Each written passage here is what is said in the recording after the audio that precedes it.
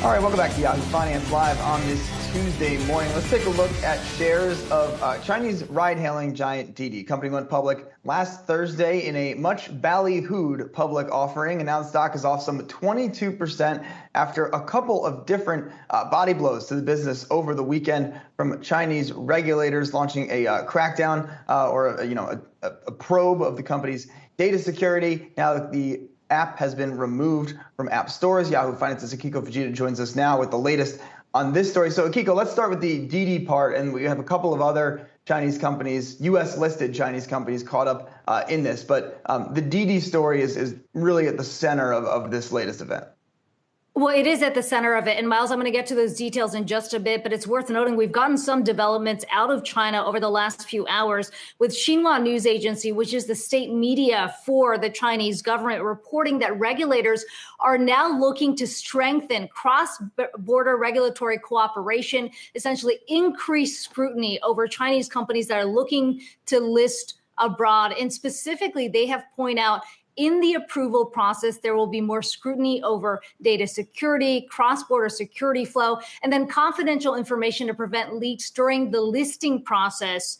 And I mention this because this does point to the fact that this all may not just end at Didi. Now, to your point, we did get that 1-2 punch over the weekend. On Friday, we had cybersecurity review into Didi, started by regulators over in China, blocking the company's app from accepting new rules. And then over the weekend, we had the same regulators ordering mobile app stores to pull Didi from circulation. And as you pointed out, this comes just days after Didi raised $4.4 billion in a public listing in the U.S., really raising questions about why, in fact, they did rush through this IPO. And in fact, they knew that the crackdown was in fact coming. Now, the Wall Street Journal reports that cybersecurity regulators urged the company to delay their listing to conduct a thorough check of its network security. But Didi rushed through the IPO, according to the Journal, under pressure from prominent VCs who were investing billions of dollars into the private funding rounds, essentially pressuring the company to tap the capital markets.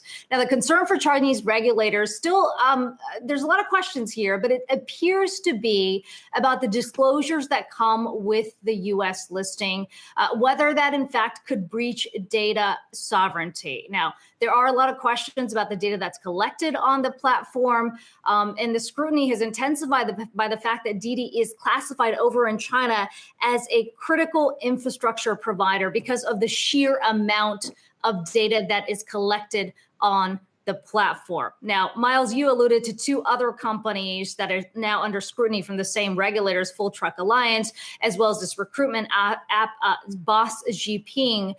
But there's more than 30 pending IPOs of Chinese companies in the U.S. So there's still a lot of questions here about whether, in fact, those companies would be allowed to move forward and whether all of this is going to end with Didi.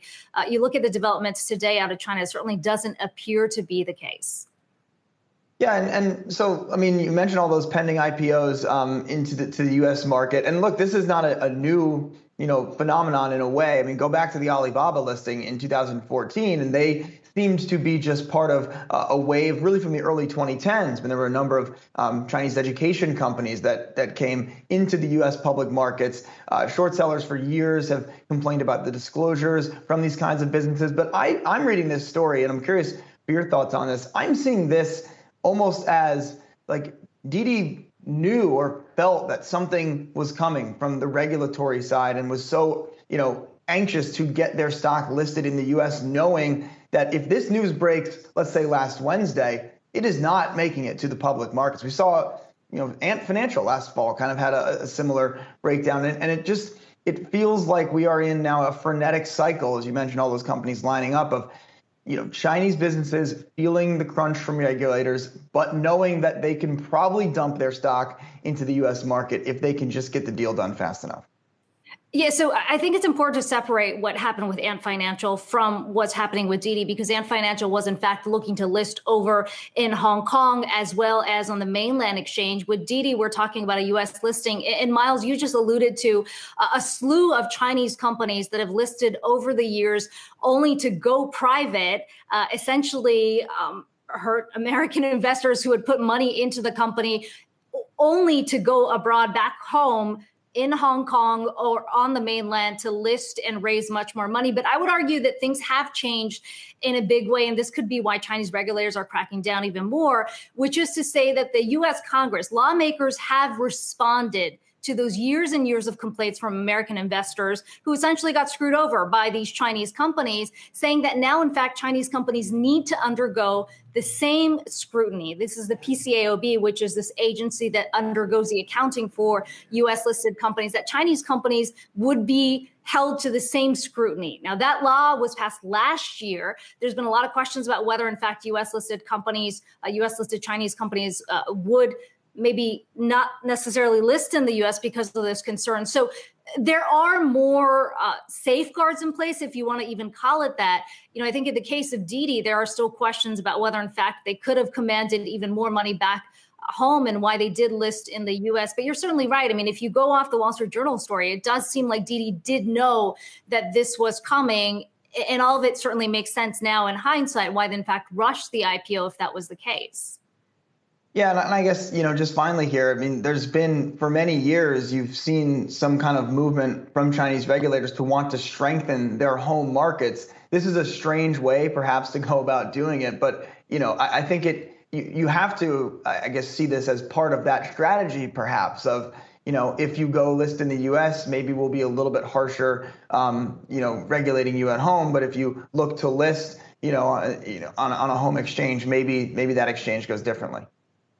Yeah, and Miles, I would say one more thing here. I do think it's interesting to see the narrative coming out of the Chinese side and regulators raising concerns about the data for Chinese users being handed over to the U.S. potentially under accounting scrutiny or other issues that come with the U.S. listing. Because if you go back to what was happening under the Trump administration, it was the same argument that was coming from the White House, which is essentially when you've got a U.S. listed Chinese company, you don't know what's going to happen to American users' data and whether that's going to be handed back. So not sure if that is a direct link with the Chinese basically throwing back the same argument on the U.S. side, but I think that's an interesting narrative to be following too.